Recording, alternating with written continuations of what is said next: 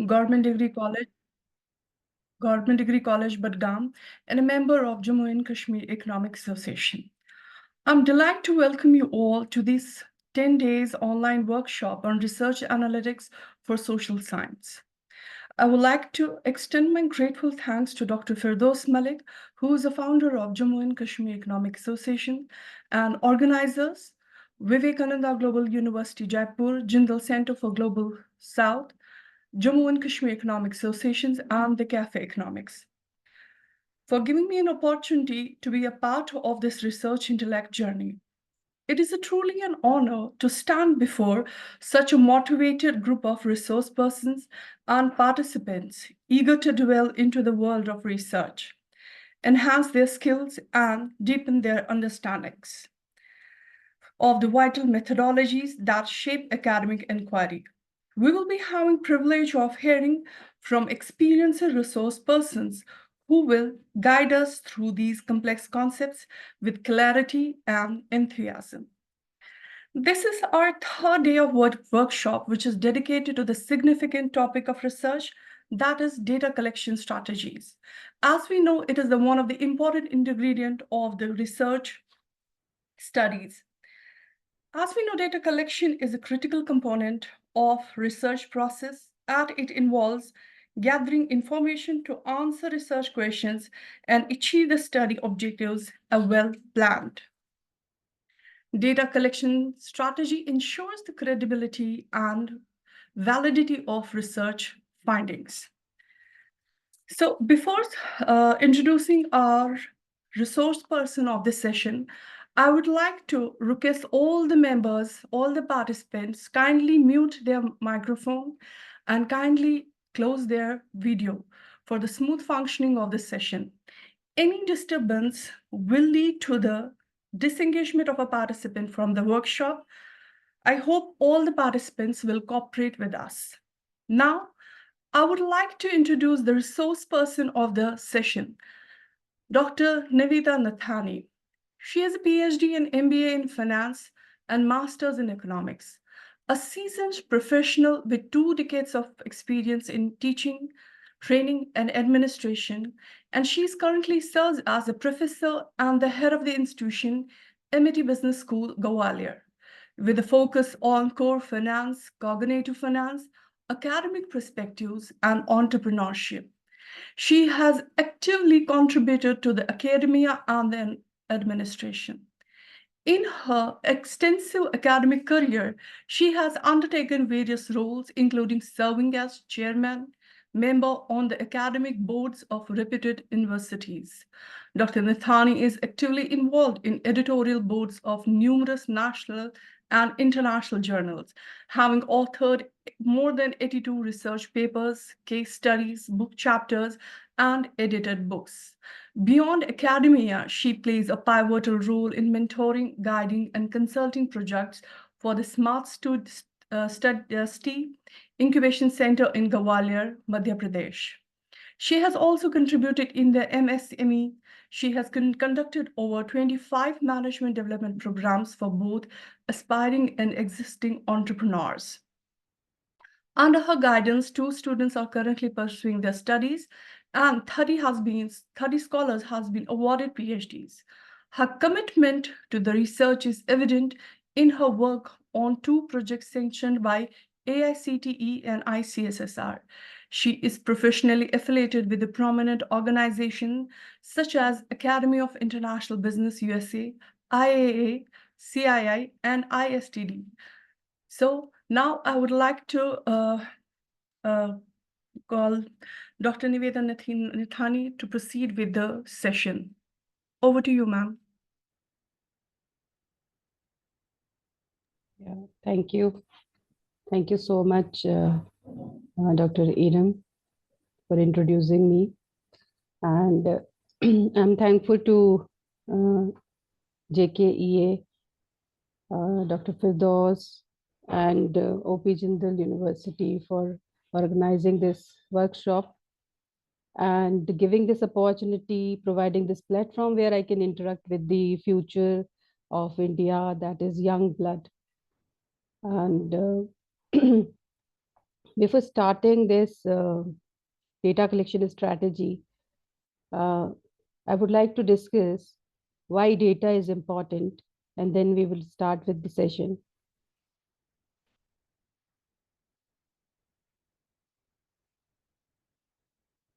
Please, ma'am, open your video. Yeah, sure.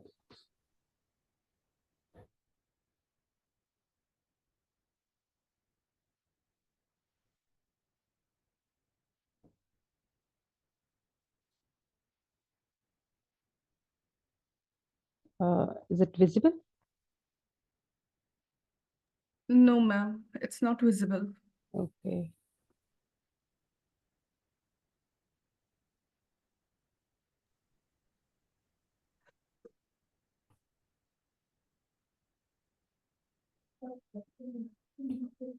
Just give me 2 minutes. Yeah, not an issue. Yeah, yeah.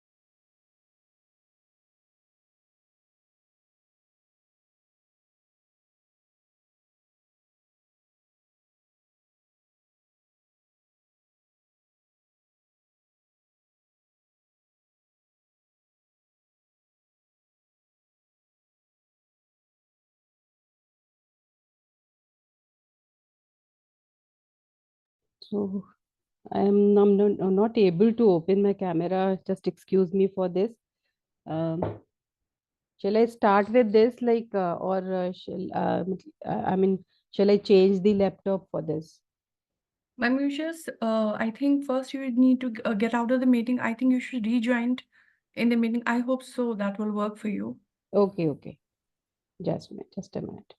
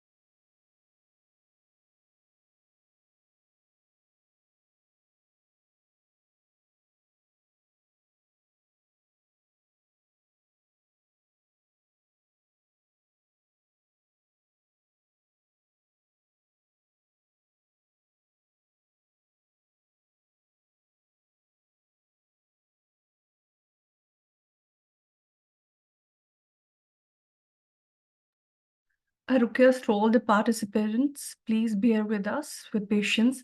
As we know, ma'am might be facing some technical glitch. We will continue with the session. Please bear with us.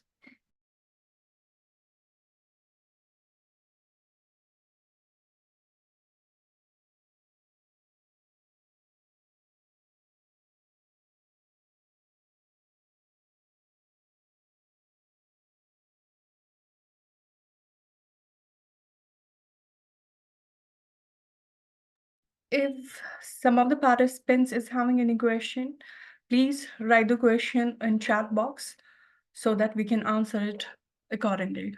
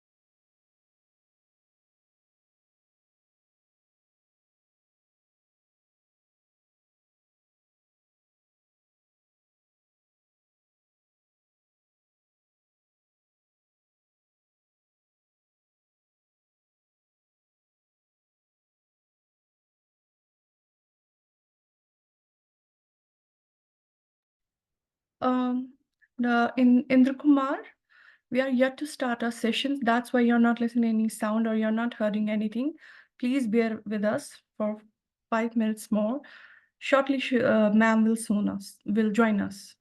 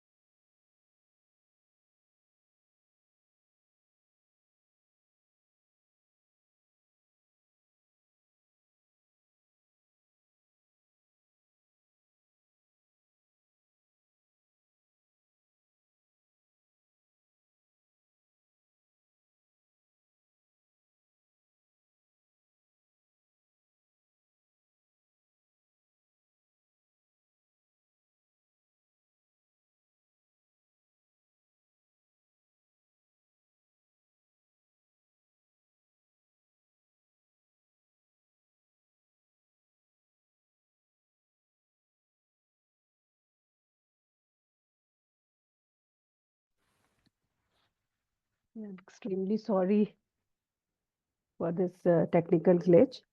I hope I can start, Yes, Dr. ma'am, Iram. please go ahead. Please. Yeah, yeah. Mhm.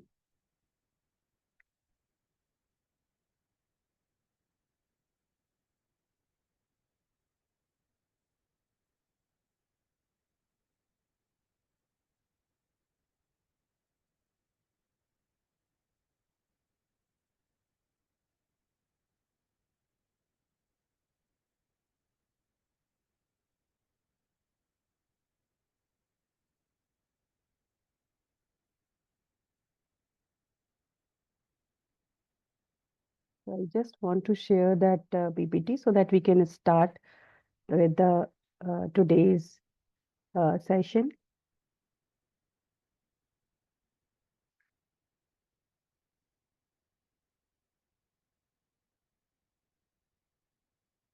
I hope my PPTs are visible to you. Yes, ma'am, it is visible. Okay. So thank you so much, Dr. Aram, for introducing me.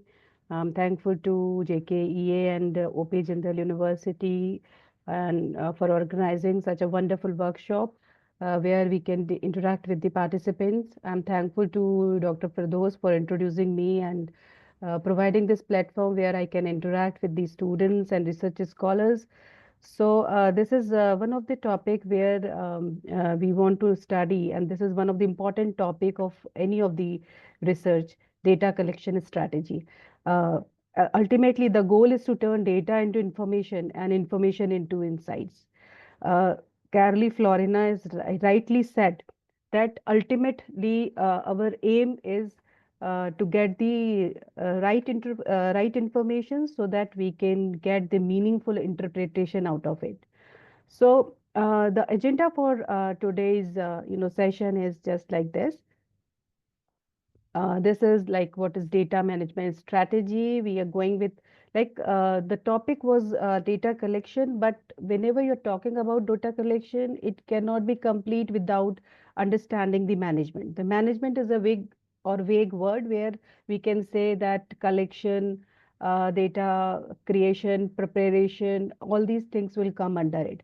So I would start with data management strategy, then we will discuss about the different steps in effective data management strategies, identify the objectives of research, and then they create strong data processes like we have to collect data, we have to prepare data, add tabulation of data, visualization of data, finding the right tool, establish the data governance, then we will discuss about some data quality, data security, data privacy, and data transparency, and training training or data literacy would also be required, because whenever we are collecting data, we should know that what kind of data we are collecting. So the kind of training program should be given. So this is the last part of my session, and some hands-on experience on the data collection sources, whether it is primary or secondary. Then there are certain tips and key takeaways in the last. So this is what the agenda of today's session. And we are going to start with this, although we are late, but I'm extremely, sorry for the technical glitch it has happened. We are starting with the, new slide, and that is what is data management. So participant, is it allowed, Iram, the participant can speak or they can ask queries, or they have to discuss all these things in the chat box only? Ma'am, we have kept it at the end of the session. There is a Q&A at the end of the session. They can ask the questions in chat box, or either they can raise their hand. So it will be definitely, I think visible will be at the end of the session, because we are already, we have yet to start our session. So I think let it keep it at the end of the session. Okay, okay, no issues. Thank Yeah.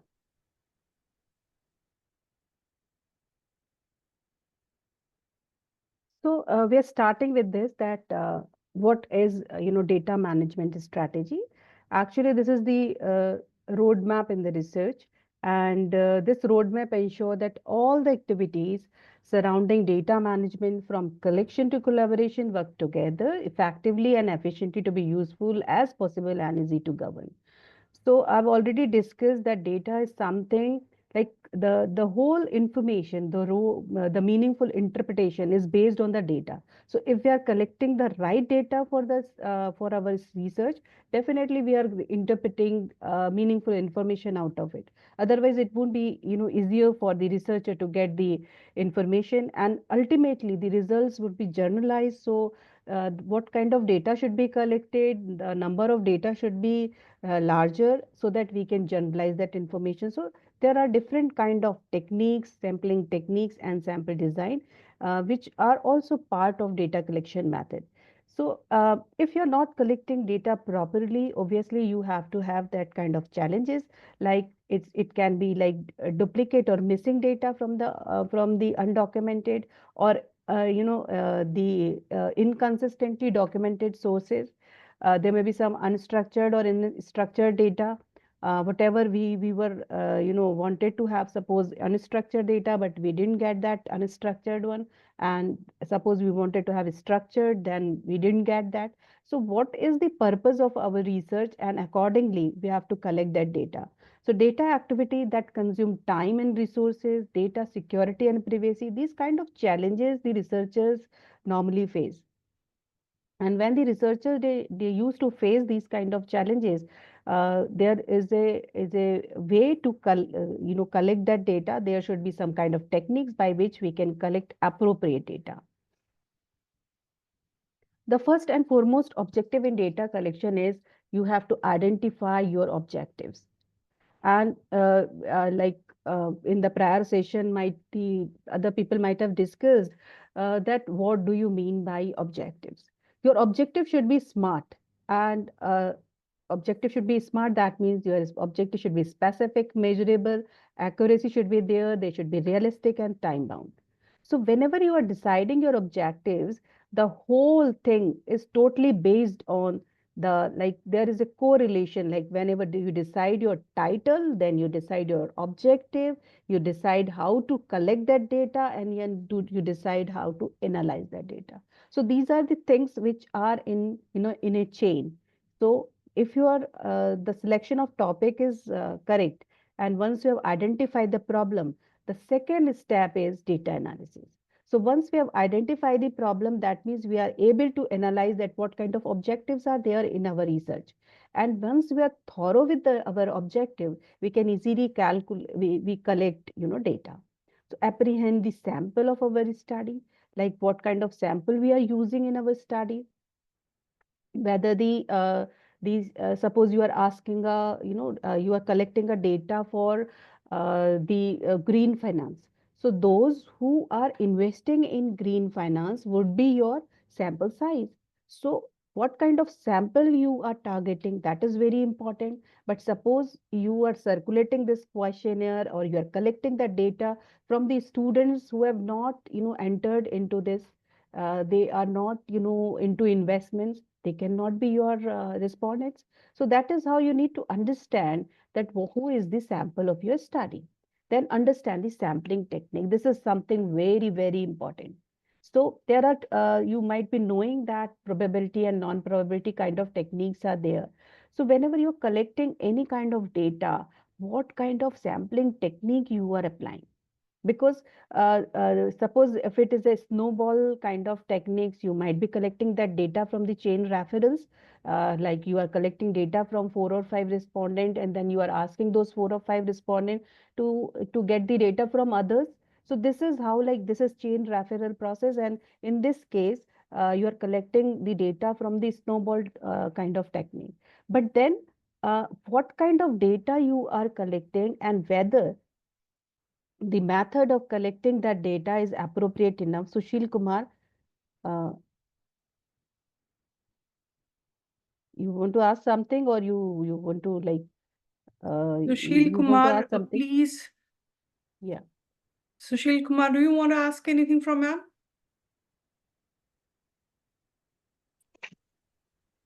Your No, ma'am, connection is more. Sorry? actually, ma'am, phone was hangs, ma'am. So, Okay. Please, Okay. please, okay, please okay. maintain the sanity of the session and close all your options over there. It is disturbing the ma'am.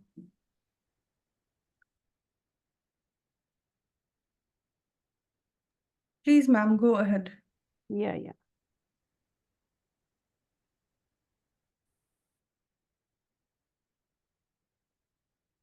So we can stop participant to annotate this. Otherwise, they would be doing it again and again. There's like they might be using it with the help with the cell phones. So it is like they might be attending their calls too, and the two purposes they are having. So that is what. Okay, ma'am, I'll take care of that. Please, you go Yeah, ahead. annotate can be off Yeah, for yeah. other participants. Okay, Yeah. ma'am. So we were talking about the sampling technique, and then the kind of sampling technique is what kind of sampling technique is there. Based on that, we would collect data. Then we should know the instrument being used to collect. For example, if you want to take interview or you want to collect through schedule, you want to collect through this like questionnaire, you want to collect data through face-to-face, interview, or you want to collect data, being an observer. So what kind of instruments are being used to collect the data, that is also very important, and that vary from subject to subject. Like it may not be same for everything. Like you are doing one research in marketing management or consumer behavior. The same kind of instrument cannot be used for other purposes. That means there's no uniform instrument method is there, but yes, the kind of sample size we have, the kind of purpose we have, based on that we need to collect that data. So we have already discussed that we need to identify the overall objective first whenever we are collecting our data, and we should know what is the purpose of our research. What are your overall objective? What data is needed to meet these objectives? And sometimes there is a respondent bias, sometimes there is a sampling bias, sometimes there is a bias because you are not asking good questions. So there's so many so many biases are there, and whenever we have to do research, we should be very careful of these biases. What type of insights and information are required to make progress to these initiatives? And this is how you have to identify the objective first, and whenever you are clear with your objective, you can easily collect your data. So identifying, once you have identified your problem, you would be in a stage to collect your data.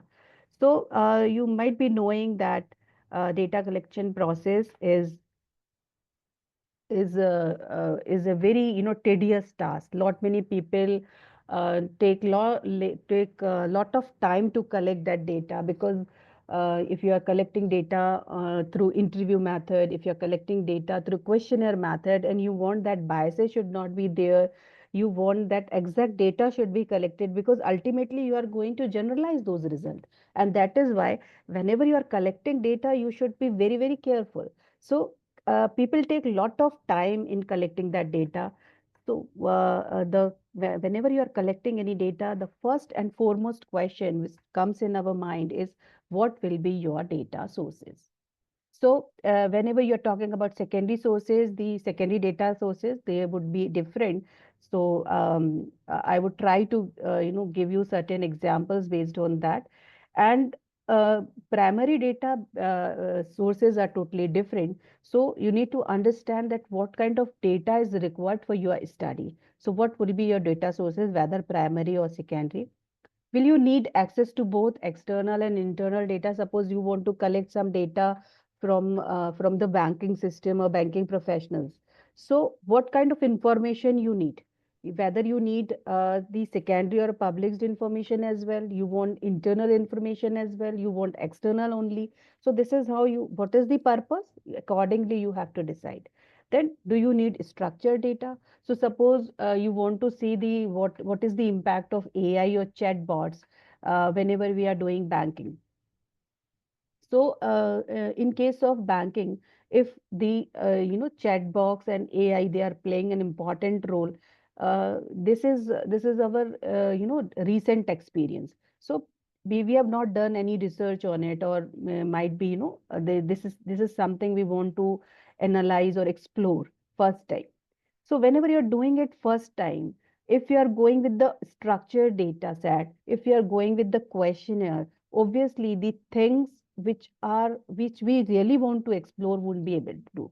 So that is how the structured data is required or unstructured data is required. Because whenever you are going for a qualitative kind of a study or exploratory study, you want to explore something new out of it. You want to explore or you want to discover something new.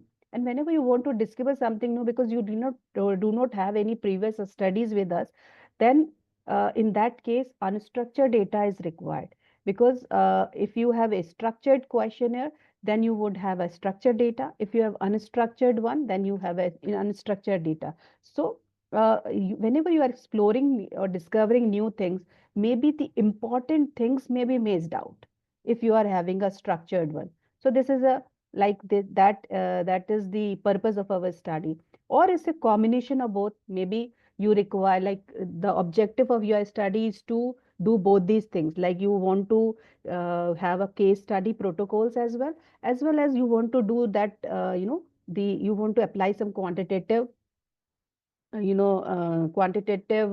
statistical techniques or quantitative data as well. So that means your study is a mixed kind of research, where we have structured as well as unstructured one. We want to do with the case study protocol, and case study protocol can't be converted without with the help of structured one.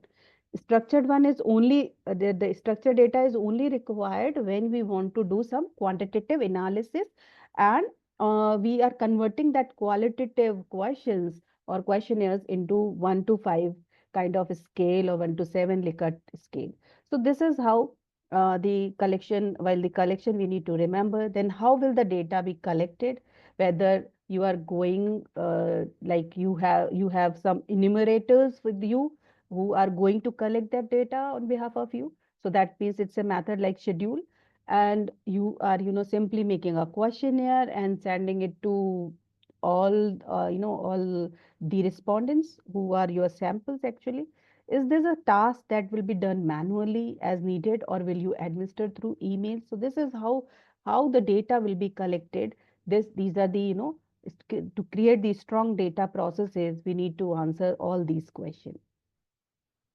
Then I'm coming to a very simple kind of thing which you might have studied a lot many times, that there are two kinds of data which you may collect, like primary and the secondary one. So primary data are those which are collected fresh, and thus happen to be the original in character. And many of the universities they have made it mandatory that your research should be based on primary data.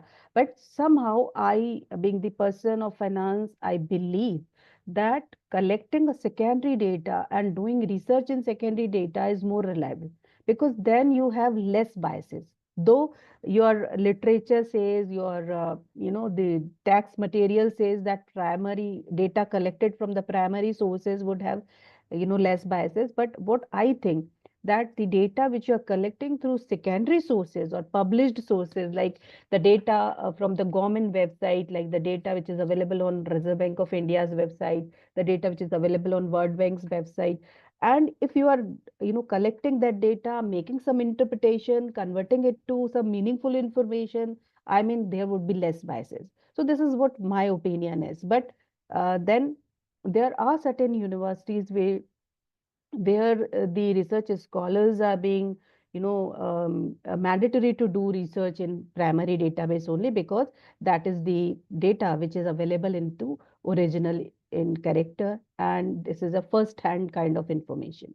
The data used in a statistical study is collected under the supervision of the investigation is referred to as primary data. So you might have made certain questionnaire, maybe it is standardized, you have developed that questionnaire, whatever, you have checked the reliability and validity of that questionnaire, and then you circulate that questionnaire. And on the basis of that questionnaire, whatever the data you are collecting, it is under your supervision. So that is how it is first-hand information. Information that is developed or gathered by the researcher and the project at hand, and that is why primary data is more preferred as compared to the secondary one. So this is one of the way by which you can collect data. But suppose you are doing some studies on the published data only. nowadays people are doing, qualitative research, and they are actually doing this research based on the published sources. There are, whenever we are talking about secondary data, there may be two kind of sources. One is published one, another one is unpublished data. So published data is already available. I mean, it is available on websites, it is available with the manuals, reports, it is available on the, different platforms like NSE, World Bank. So there are so many, indicator. If you want to collect, yes, you can collect with the help of World Bank website, or tradingeconomies.com, moneycontrol.com. So there are, this is the data which is available, and this is a published data. Now there are some, unpublished data sources even. For example, being a scholar, I've done some study, I've collected some information, and that information has not been published, but that I think that information is very important. I've created my own repository, and then whenever the students of the same interest, they used to come and they ask, I can share that data. So this is how, like, nowadays what people are doing, like on Kaggle and on these kind of website where you can do some sentiment analysis based on the customer reviews and all. People are sharing their databases as well. Earlier it was happened, like people were sharing their PPTs. Nowadays people are sharing their data sets to, like, they have already used, and now they would like to share that data set. So that is a kind of data which is available over there on that particular website. But that data, and earlier it was unpublished, and later on when it is available for all, then it is the published one. So the secondary data are those which have already been collected else, and which have already been passed through the statistical techniques or statistical, methods were already been applied to it. So this is a kind of data which is, passed through statistical processes. And when the data are not collected by the investigator but is derived from other sources, then such data is referred to as secondary data. Information that has previously been gathered by someone other than the researcher, and or some other purposes in the researcher project at hand. So this is a secondary, kind of data. Then this is a data collection types and sources. So whenever we are collecting primary or secondary data, there is a difference in the originality. People say that because it is a first-hand data, so the data which is available through primary data is basically more reliable data. So difference in originality, difference in the suitability of objectives as well. So my objective would be different, and that is why I would collect data either primary or secondary. Then difference in the cost collection. Like collecting primary data require a lot of cost. Huge cost is involved whenever you are collecting primary data. And in primary data as well, if you are using interview method or schedule method, then you are going to have a huge cost in that. But in case of questionnaire method, because nowadays you can create Google forms for those questionnaires, and then you can share that link, so you can get that data not from a particular state or particular city, but you can collect the data from the whole nation, or in fact you can get that data internationally. So the respondents may respond outside the country as well, because that link has been shared to everyone. So this is how in less cost you can get the more responses. So this is how primary data, whenever you are collecting it through the questionnaire, it would be a lesser costly data.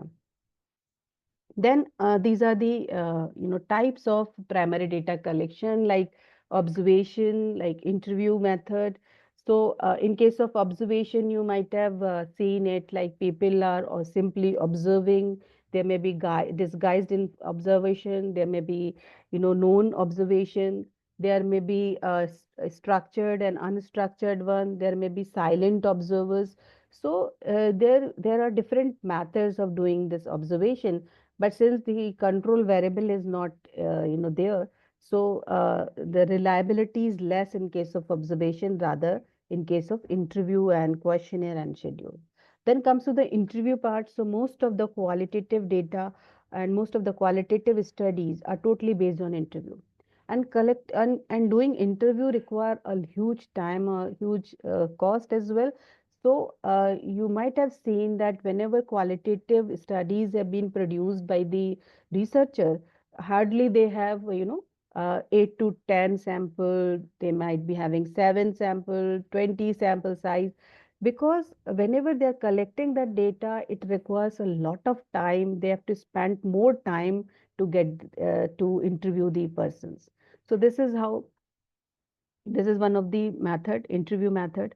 Then comes to the questionnaire, which we have already discussed. Now do you can have different types of questionnaire, like you may have some standardized questionnaire. I would suggest you, being researcher, first you would go for a standardized one. Later on you can develop your self developed questionnaires as well. You can administer those questionnaire, and even those questions uh, has to pass through standardization process. I mean, you have to check the reliability, you have to check the validity, like convergent, discriminant, and content. All these kind of validity you have to check. And once it is clear, then that inventory or that questionnaire is available for getting the responses of the respondents. So questionnaire may be prepared by the researchers, but then I would suggest you that rather searching those questions, rather developing those questions, it is better to search from the previous studies and take the standardized one. So there's so many, books of marketing research are available where some standardized questionnaires are there. You can, like, if you want to do some study in service quality, you can go for ServQual. So there's a questionnaire available, and you can go with that. So this is an standardized one. Then we will discuss about schedule. So schedule is something where the enumerators are going to ask something. The difference between the questionnaire and schedule is that missing data is more in case of questionnaire, because you have already, left everything to the respondents, that whatever they think they can, whatever the question they want to appear, they would. Otherwise, they can leave because nobody is there to control them. But in case of schedule, the enumerators are there. So chances of having the data set, like the full data set, would be more in case of schedule rather than the questionnaire. Then whenever you are asking question, this is what the art of asking question. And in case of art of asking question, there are certain points which we have to remember, like you should avoid complexity, because the whole information which you are gathering from the respondent, basic on the basis of that, you are going to analyze results and you are going to give the meaningful interpretation out of it. So be careful while designing the questionnaire. So avoid complexity, use simple conversation languages, avoid leading and loaded questions. There should not be ambiguity in the questionnaire, because people should not be confused, otherwise they would not answer that question. You should not make load on them, they would not answer that question. Avoid double barreled items, because we are not going to each and every person to fill that questionnaire. So that is why we should always remember that the uh, kind of question which we are asking. So art of asking question is very important. So, Rohulla Safari has asked one question related to questionnaire. If you permit, Dr. Iram, I can answer right now. Otherwise, I would take it later on. Yes, ma'am, you can answer him. Yeah, because this is the question which is quite related with the part which we are discussing. So, Rohulla Safari, the question is quite good. Like, do we need to check the reliability of a standardized scale or not? So, what happened, like when you are changing the context, you need to check the reliability. You need to make that scale standardized one. So whenever, like for example, somebody has taken the inventory earlier, and like 4 or 5 years before, and the context was different, the geographical location was different, and whenever you are using that questionnaire in our context, The whole context has changed, the geographical location has changed, the time has changed, and that is why I would suggest you to check the reliability and standardization again and again. I hope I'm clear with this. Okay, ma'am. Thank you. So avoid making assumptions, avoid burdensome questions, and the art of asking question. There are certain, questions or some problematic questions are there. If you can answer these questions, some problematic questions like the like what is the problem in that? Like I want if you people can write in the chat box how satisfied. I repeat, I would request all the participant to listen it carefully so that you can write in the chat box that what is the wrong word used over here. So my question is, how satisfied are you with the bank's customer service and online platform? What do you think? What is the wrong word over here? Participants, please charge yourself and answer.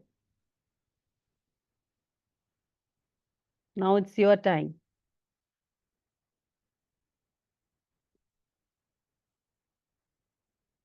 How satisfied are you with the bank's? Acha, what is your answer actually? How satisfied are you with the bank's customer service and online? Will this not require a scale or something? Without that, how can people answer? It's more of a qualitative kind of question. Okay. So Aparna, what I'm thinking like in every question there is a scale of 1 to 5. So here also there is a scale of 1 to 5. Okay. So what would be your answer? Ma'am, the framing of the question is, I think, a little challenging because how Language is wrong again. Okay, how language is satisfied? wrong. Why will we say in that way?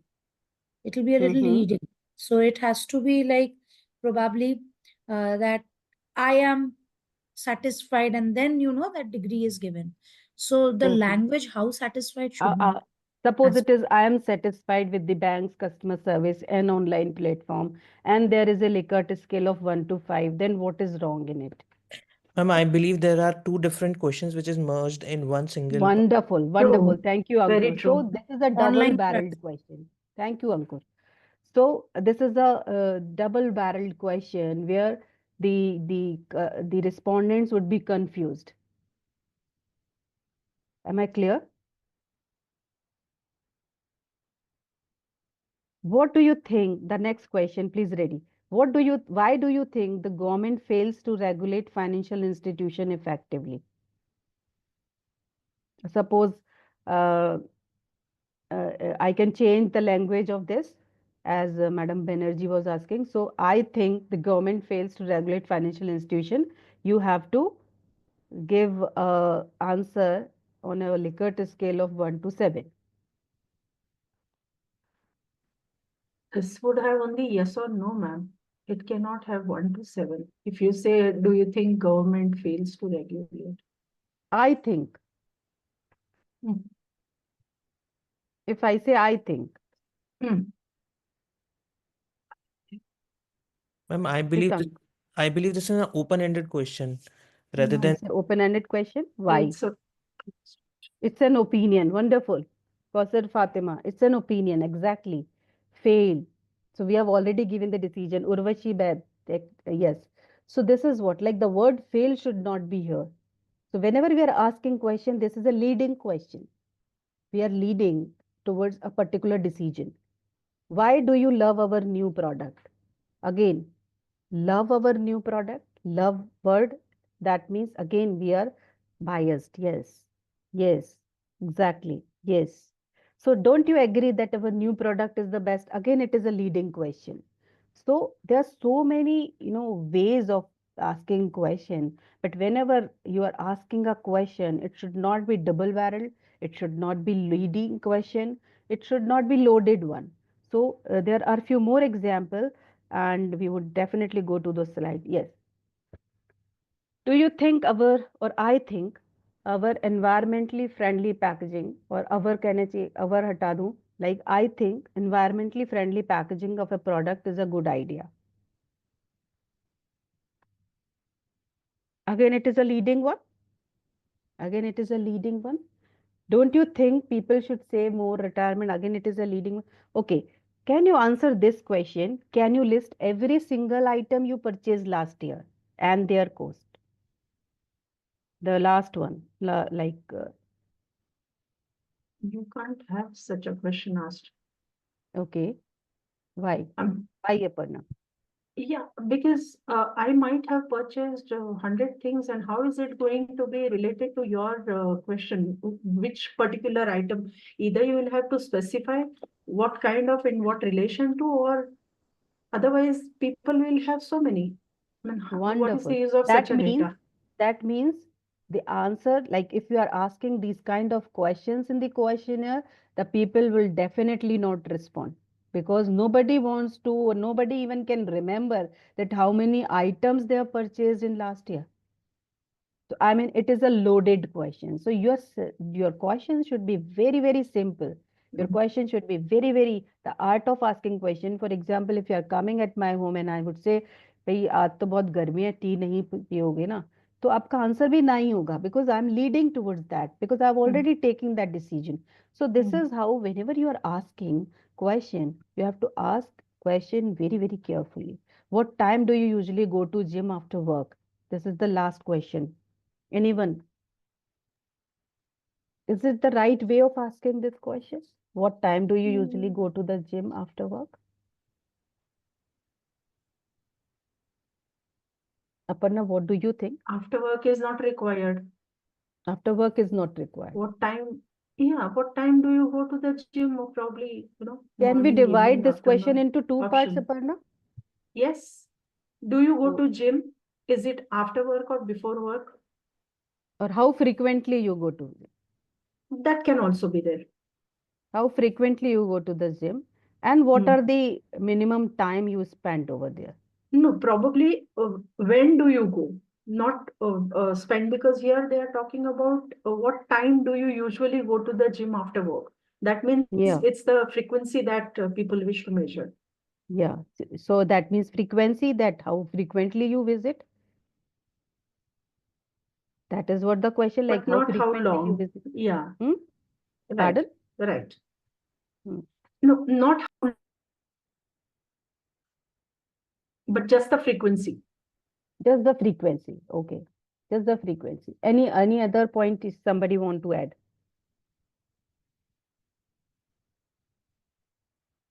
So after work is not required. Yes, double barrel, two times use time. Yes. So this is a question which is quite loaded, leading and double barreled as well. So that is why we have to ask very, very simple question whenever we are preparing questionnaire. And these are the question you may use like whenever you are making a questionnaire, it can be divided into two parts, like the part which is on a general, information. And the second part maybe, or first part maybe it is on a Likert scale and the second part may be on a general information. So the kind of question, if you are including in the general information for applying some quantitative techniques like ANOVA and t-test or something like that, then or demography you want to know about that. So later on you can apply some techniques or some variables, you can keep them moderate if it is categorical and continuous. So on the basis of that, you can even, apply n number of technique, but then whenever you are asking question, the question should be very, very specific and clear. So we are moving further, and these are the secondary data, like some hands-on experience. Like I've already opened those website on my previous laptop, but let's see if I can open on this laptop as well. So hands-on experience of how to collect secondary data. So how many sources are there? If you know any source of collecting secondary data. Any source. Please write in the chat box any source of data collection if you know. Government website, okay. NCRB, okay. Great. Journals, newspapers, Census of India, wonderful. Any other thing? So have you ever heard about uh, GEM.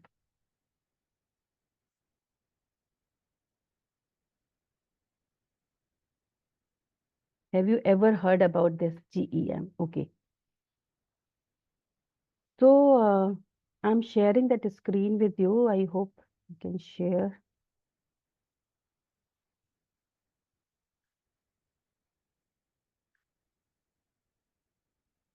Is it visible? Yes, ma'am, it is visible. Okay, thank you. So this is one of the important website by which you can collect data. This is GEM, that is Globalized Entrepreneurship Monitoring.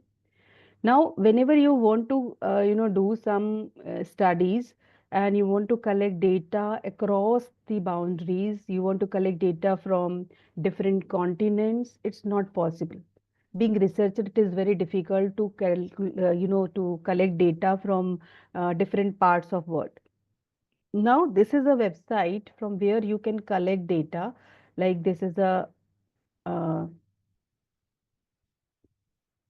clicking on this data part, we can see. So this is the data part, and you would find here custom data tables. So there are two main, parts of this GEM website. The whole entrepreneurship data is available here, and entrepreneurial behavior and attitude, and entrepreneurial framework and conditions. So what do these globalized or GEM people do? They used to collect this data from the particular country, from the respondents in the form of primary data, and the mean values of those data sets are given here, and we can utilize that data and prepare our papers. So across the boundaries we can do research. Sometime there are some themes that you have to do some research in South Asian countries only, you have to do research some in African countries only. So how can you do research? And if you want to do research, the data sets are available. So I'm just opening that custom data tables. We want to check the entrepreneurial behavior and attitude. These are the indicators like perceived opportunity, like perceived capabilities, failure, entrepreneurial intention, total early stage entrepreneurs, motivational index, female or male opportunity driven. Is it visible? Indicators, economy, year, is it visible? Yes, ma'am. Okay. Yes, ma'am. So suppose you want to, like, this is Africa, this is Asia and Oceania, this is Europe and North America, and this is Latin America and Caribbean. So there are so many, the countries' data are available over here. You can simply collect. I would select Asian countries. For example, I would select Bangladesh, China, Hong Kong, India, Indonesia, Iran, Israel, Japan. And then I have to choose years as well. So I would choose 23, 22, 20, 29. So the 2019, 2018, 16, 15, 24, 13, 12, and 11. And suppose I want to check the entrepreneurial intention, which is my entrepreneurial intention, perceived opportunities, perceived capabilities, and fear of failure rate. So I want to do, like, these are my independent variables and entrepreneurial intention is my dependent variable, suppose. Uh, and then I would just say go, and this data would be available to you. I hope it is visible. Yes, ma'am, it is visible. Yeah. So this is a simple way of collecting data across the boundaries, across the country. So this is one of the important website. If you want to do research in entrepreneurship, you want to do something related to, general management. Okay. Ma'am, I would participants are requesting, can you repeat this repeat the same. Yes, yes. Why not? slide and all these details? Yeah.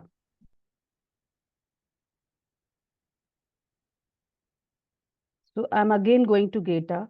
You have to go to data. Now there are different, data sets available. Like if you go to data, you would find entrepreneurial behavior and attitude. And I've selected certain countries first, like Armenia, Australia भी कर लिया मैंने now, Jordan, Kuwait. So these are the countries I've selected, and here I have to select some indicator.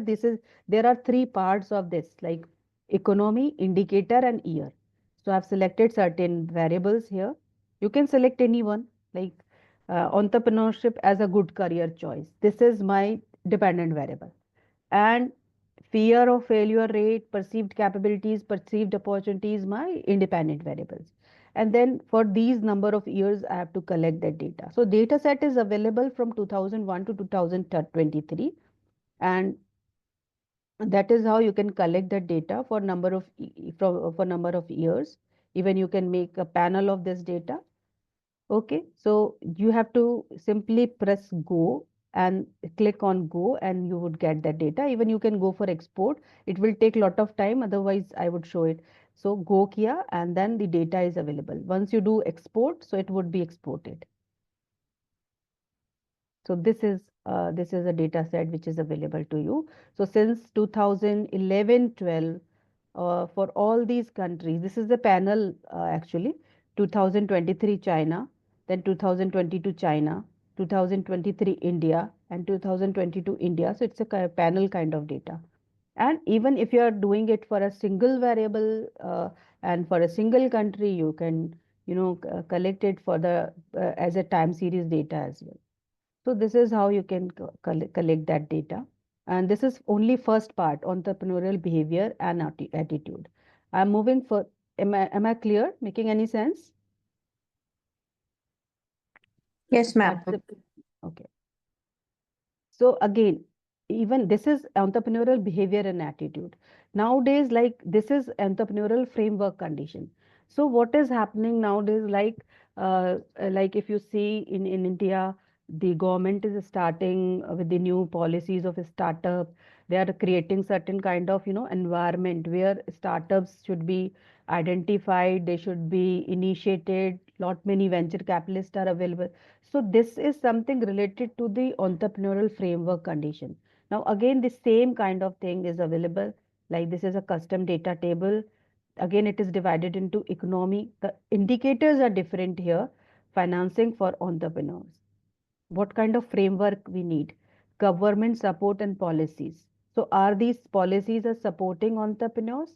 And how many people are influenced because of these government policies and making entrepreneurship as their career choice? If you have seen in the last data set where we have chosen entrepreneurship as a career choice.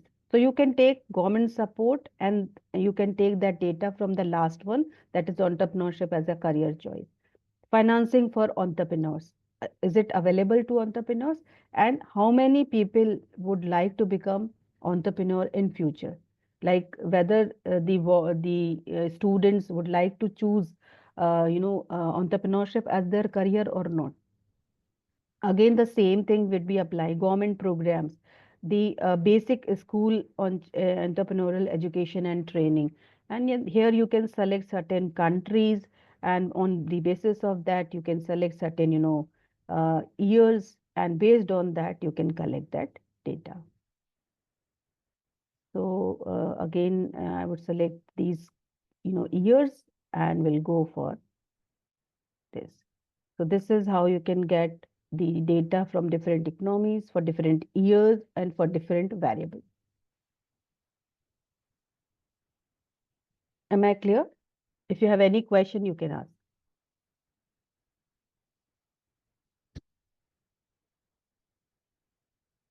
Okay. So we are moving to the different website now for collecting the data, and that is Kaggle.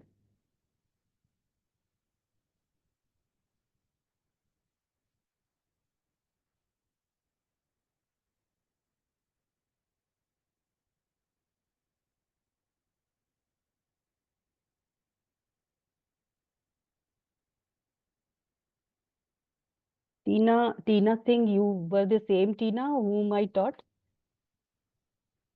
Tina Singh.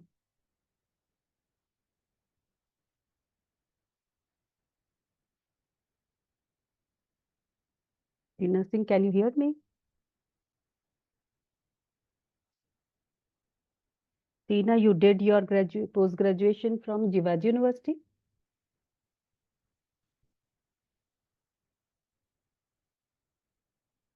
Okay. Okay, no issues.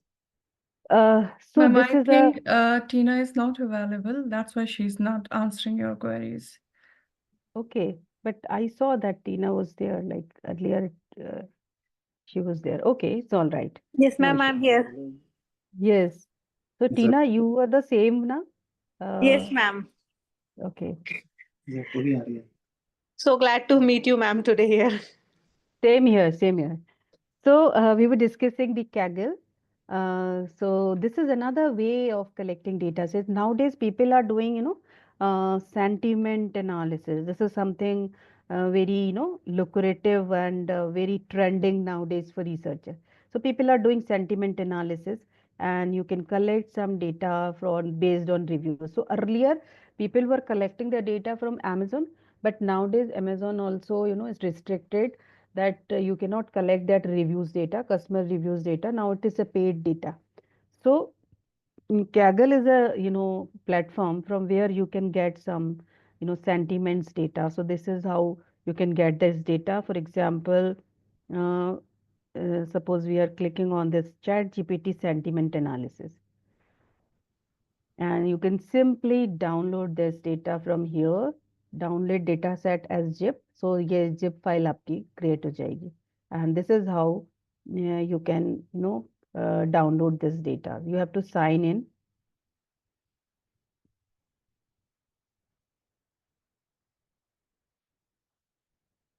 Then suppose you want to go for data set which you want to collect from here, like you want to do something related to computer science, and you want to collect some data related to phone usage in India. So you can simply download this data, and once you are downloading this data, I would show you the zip file.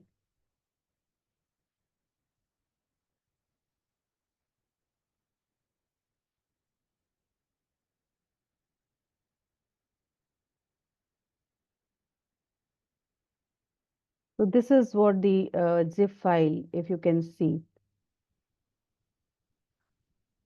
In this way, you can collect this data. I mean, education, gaming, entertainment, social media. This is the primary use of having phone usage. So you can simply collect, and the kind of phones they have, like Android, iOS, and then the phone brands, Vivo, Realme. So you can easily collect this data, which is available. But it is a published data, but it is shared by some of the researchers. You can also, if you do some research and find your data, you can even share your own data. Phone usage India. Am I clear? If you have any question, you can ask.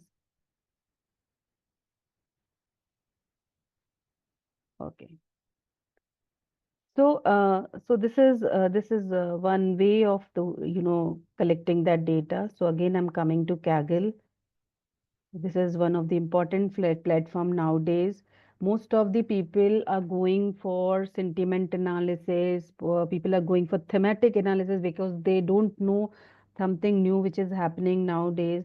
So you simply go open Kaggle, just sign in with your Google account, and then go to data set, and you would find n number of data sets are available here.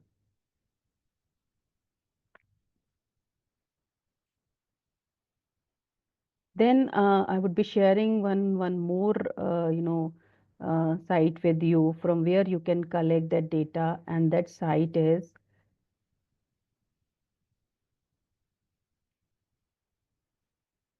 worldbank.com. So you can collect data from World Bank. It is most of the data is available over there, which is related with the financial indicator. So I'm just sharing it with you.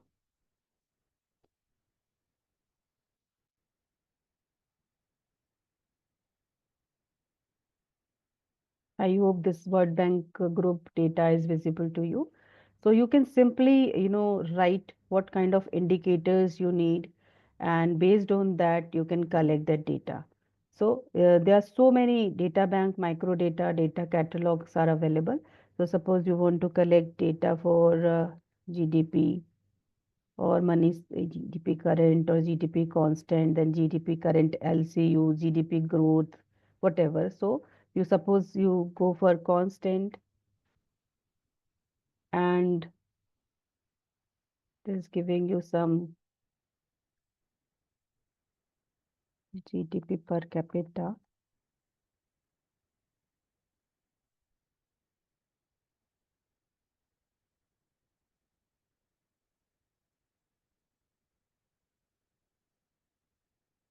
And here you can select some data set, PPP 20 international, and you can download in the form of CSV.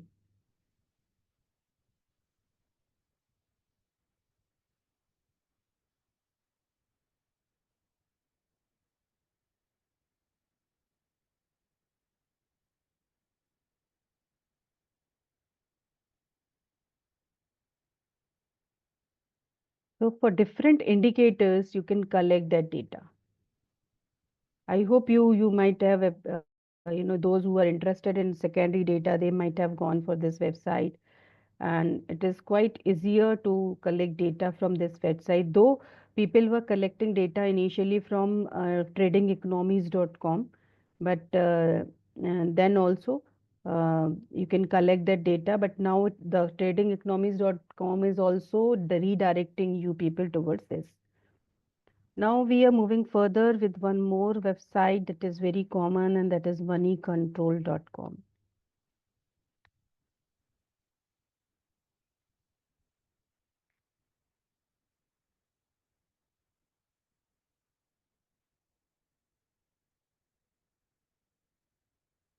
So I'm sharing it with you.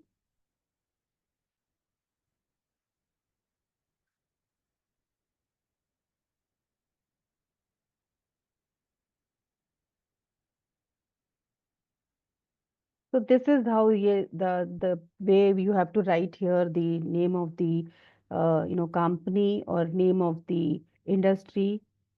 So suppose I'm writing Reliance Power. Now you can collect data for this. Like if you are interested in the data which is related with financials and all, which is related with the financials, which is related with the technical data set. Yes, all these data sets are available. For this, you have to again sign in, login करेंगे, then only you can get that, subscribe to Pro, and then you can get this data.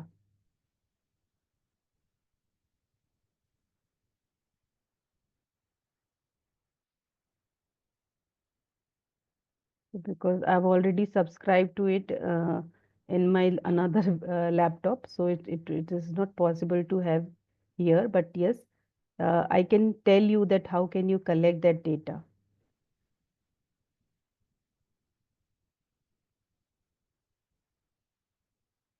Just a minute.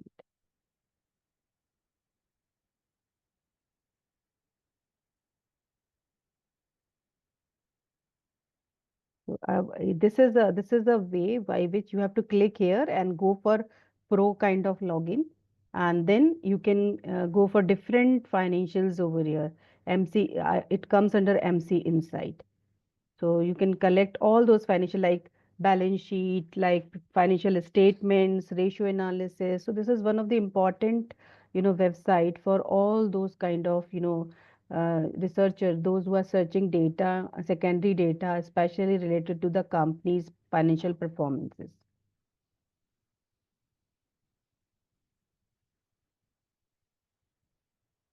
This is the Reliance Power.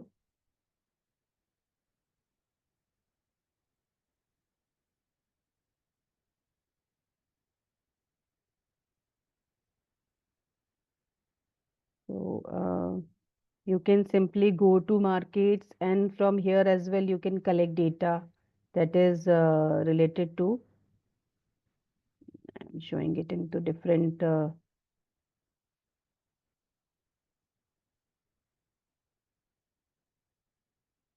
just a minute.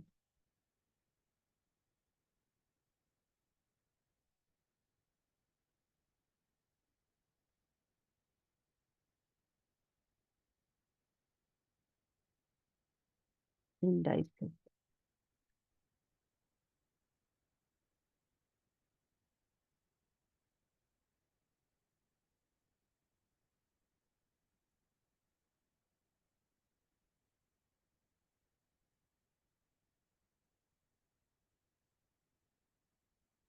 Um,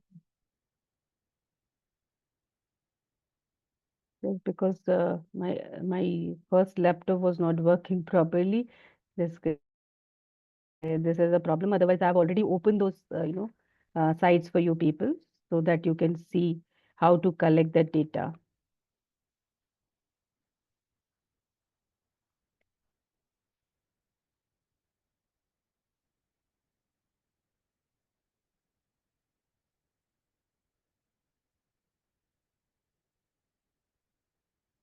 Okay, so I'm sharing this with you. Now it is open.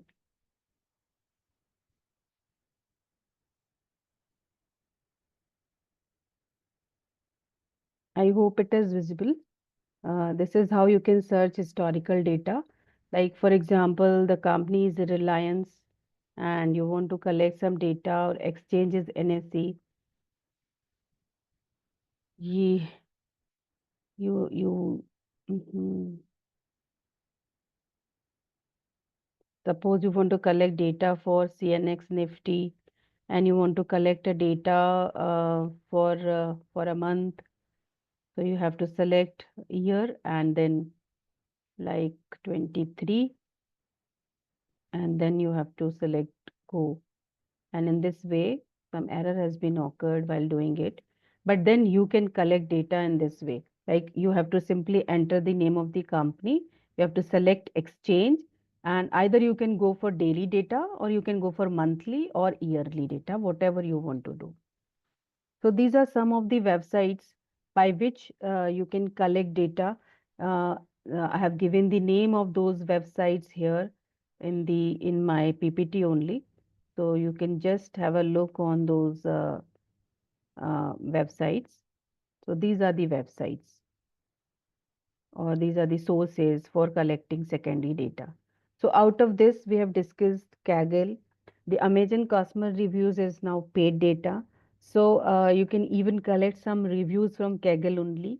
You can go for nseindia.com, Trading Economies, World Bank, Money Control, and GM data. So these are the data sets which are already published one. You can simply take or consider for your studies. This is how you can collect this data. We are moving further because we have very short of time, and that is how I have to complete the whole part. So create strong data processes. Now once you have collected that data, the process would start with cleaning of that data.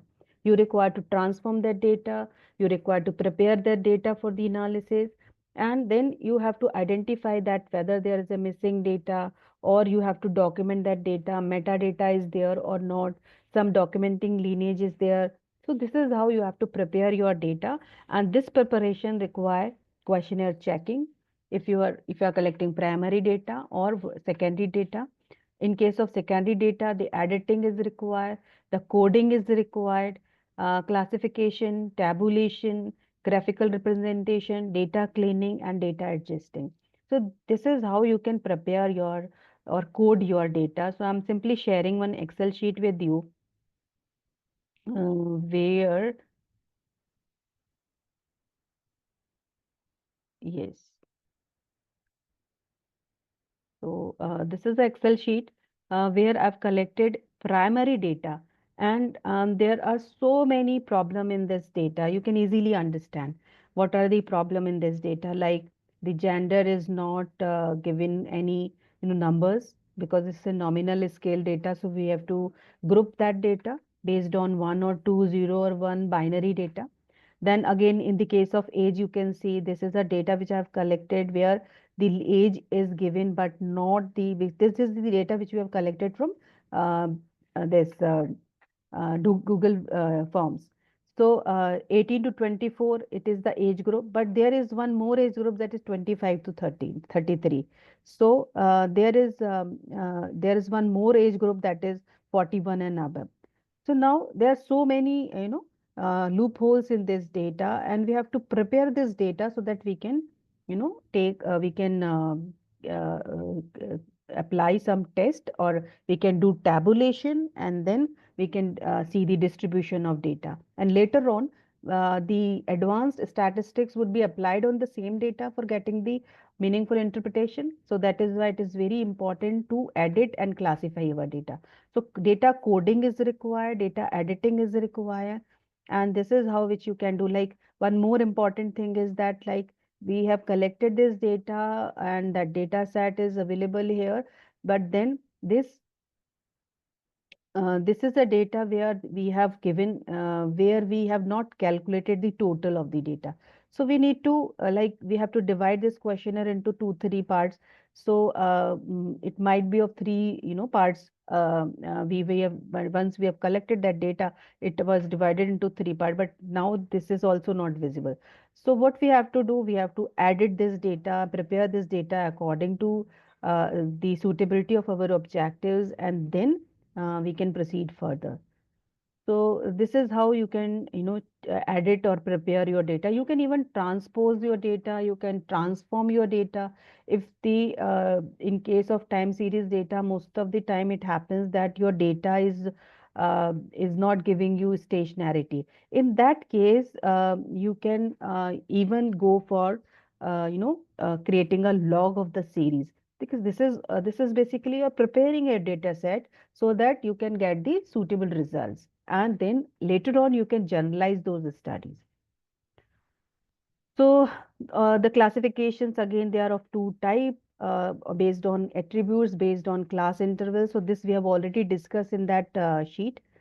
Then another phase of data management is how to store that data. So being a researcher, I would suggest you to create a backup of your data, because it is very important to keep your data on cloud storage, and you have to encrypt your data. That should be confidential data. We should not share, because whenever we are collecting any data set from the respondents, we used to write that the confidentiality would be there. So whatever the open opinions of yours, please write them carefully, and please write them.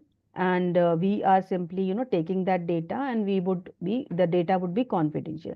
So we are keeping that data confidential, and then we are not encrypting it. Nobody, like everyone can use it. So that is also, we are leaking our confidentiality, and we have to remember the ethical standards as well. So whenever we are storing our data with encryptions, and we are keeping that data on cloud storage, we are actually following the norms of research. So ethical standards to be followed.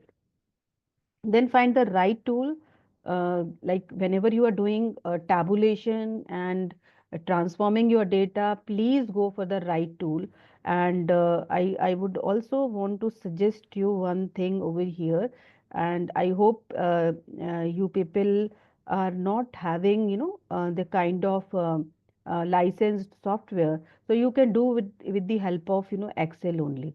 So I would suggest you to have this like you can go to file and go to options, and you can go for this add-ins, where you can go for analysis tool pack.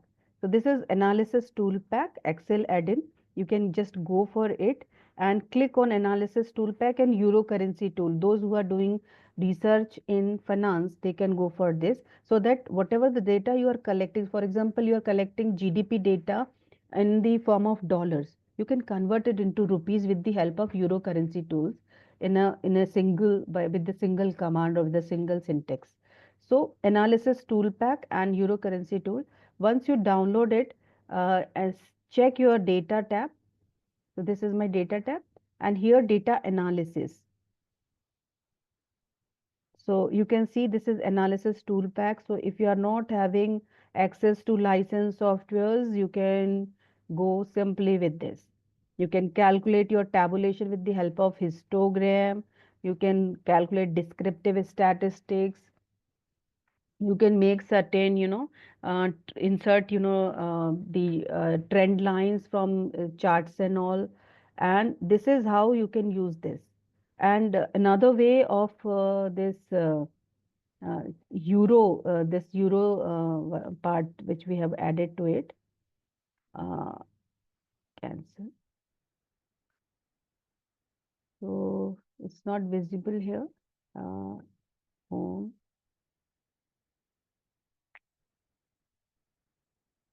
So euro part is also very important. It has not been here. Formulas.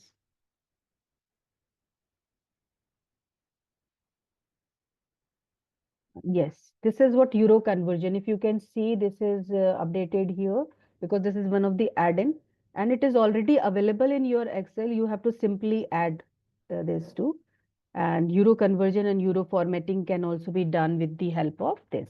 So this is how, like, you have to write here that what is the like in quotes you have to write UR, caps lock UR, and INR, and then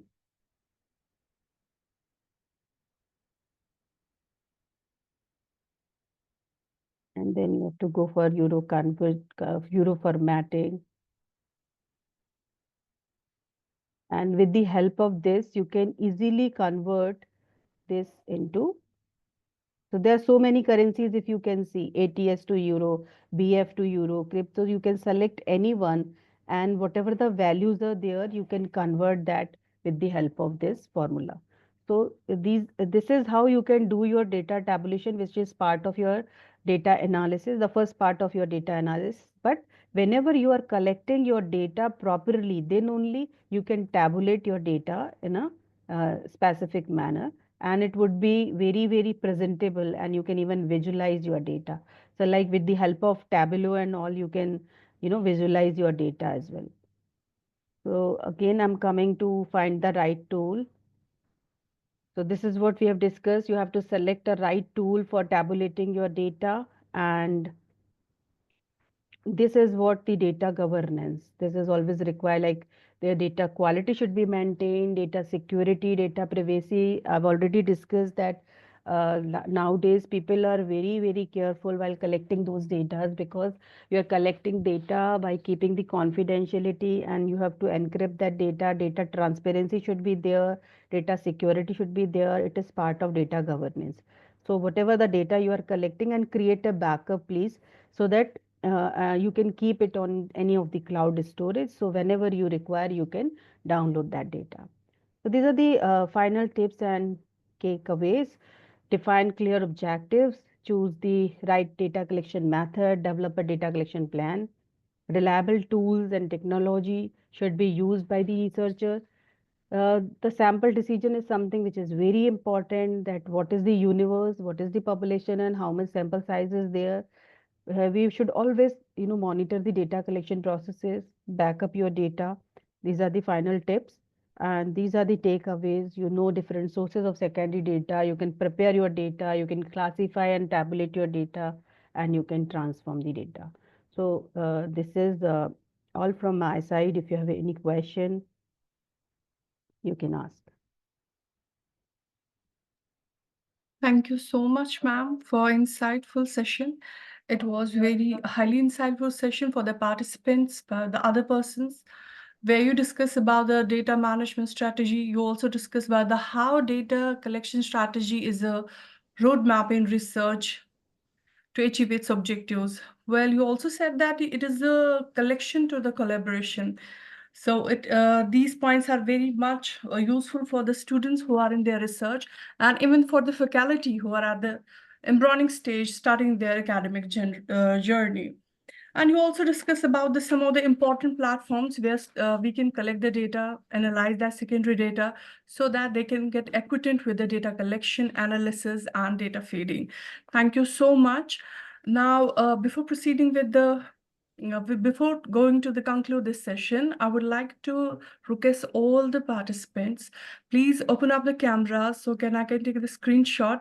Only those participants are allowed to open the cameras who are at decent position, because this is going to upload on the various websites and the portals.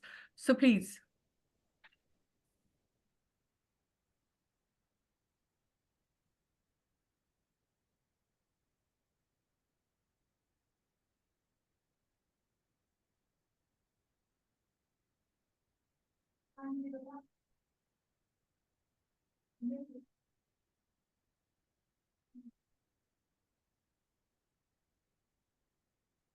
Okay, thank you so much.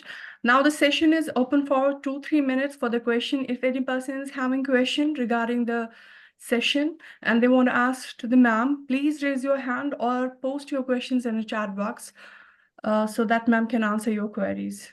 And one more thing I want to add here, you don't need to worry about the things because we have a recorded sessions and PPT will be also mailed to you. So you don't need to worry about that. Please, over to ma'am and over to the participants. Yeah, thank you so much, Dr. Redam. Participant, if you have any question, please ask. Which tool is the best to analyze students' data? I mean, what kind of student data you are, like it is perceptual data or something like, what kind of data it is? Kausar Fatima? Survey. Okay, so it depends on the topic which you have identified. Suppose you want to explore something new. So you have to apply, factor analysis, confirmatory factor analysis, so that you can identify certain factors out of it. Suppose you are interested in doing qualitative research, you can go for, thematic analysis, SLR, systematic literature review. So simply you are asking survey data, exactly. So survey data is basically you can go for underlying factors you can identify, and as well as CFA factor analysis and some kind of demography if you want to see. Like I'm not sure what is the topic. So on the basis of the survey, I can say that this is something which we can do.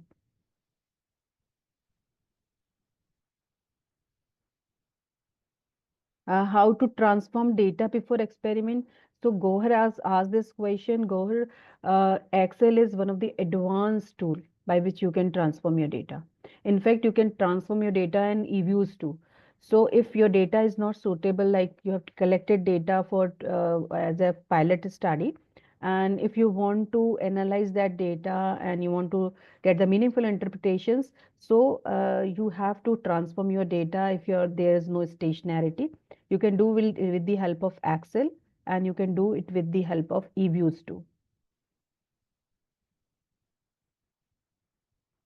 Anything else? Any other And question? Any other participant? Yeah. And one more thing I would like to add, Gohar, if you are comfortable with Tableau, you can visualize your data, even you can transform your data.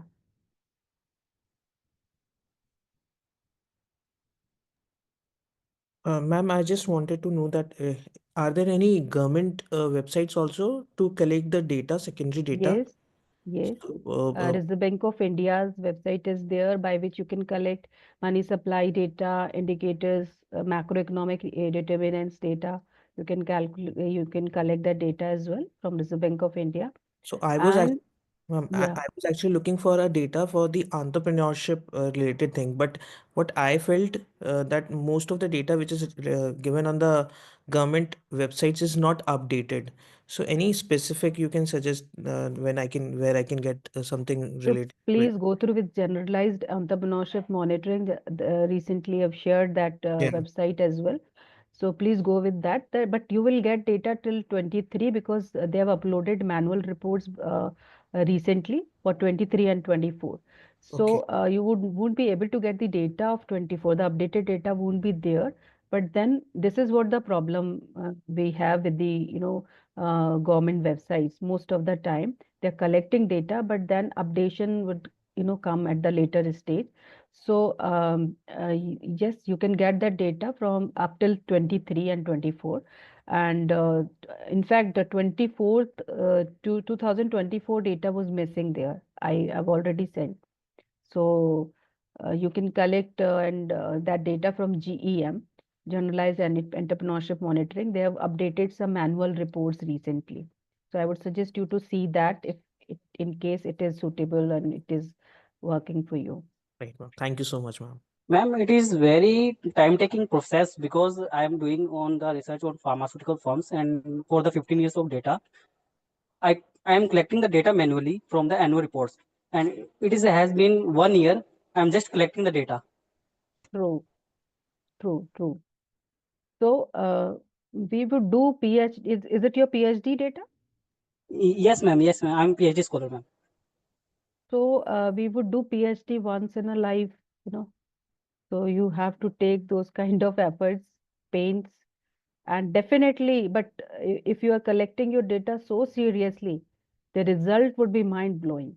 I mean, you can generalize those results even, and people can use those results for their own study, and future academicians can use, and your recommendations can be useful for the companies, pharma companies as well. So this is Yes, how, yes, like, ma'am.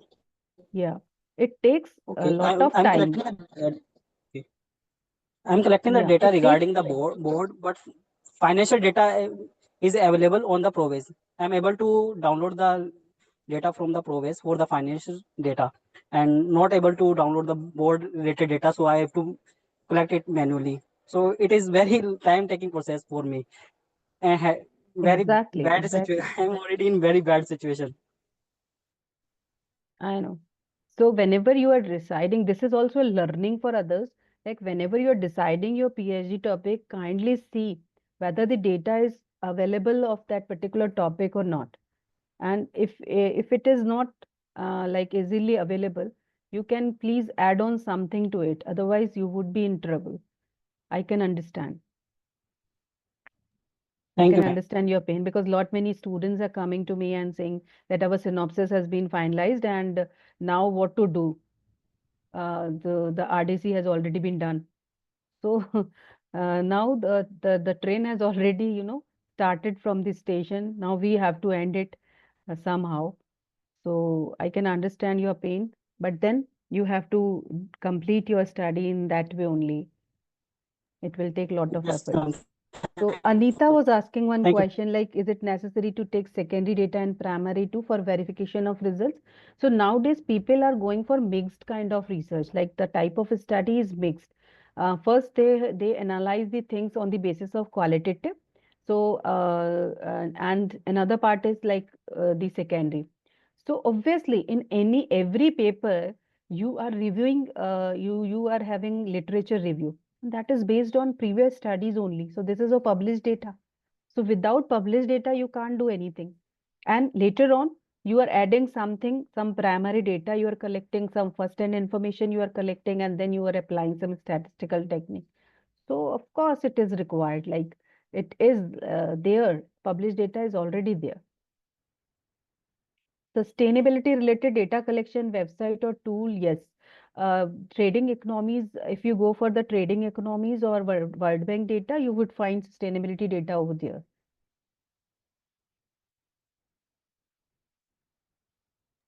Okay, this was all about today's session. Thank you so much, ma'am. As we know that we are running out of the time. It Yeah. was a wonderful session, and there were so many insightful things which you have discussed with us. Thank you so much.